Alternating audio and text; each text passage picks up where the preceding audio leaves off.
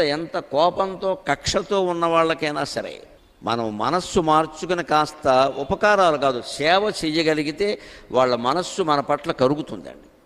ఆ కక్షకి వాళ్ళు కారణం కావచ్చు, మనము కారణం కావచ్చు, ఏదైనా వదిలేయండి ఆ విషయం. దానికి ఉదాహరణ కుంతీదేవి. జీవితం అంతా నానా కష్టాలు పడింది ఆవిడ.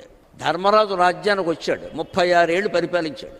భారత యుద్ధం అయ్యాక రెండో ఏట మొదలెట్టింది వాడు, నేను వెళ్ళిపోతాను కాశీకని. రాజ్యానికి వచ్చి ఏడాది కాలేదు, నేను వెళ్ళిపోతానంది. ఎందుకని? ధృతరాష్ట్రుడు గాంధారి వనవాసానికి వెళుతున్నారు, వాళ్ళతో పాటు నేను వెళ్ళిపోతానంది.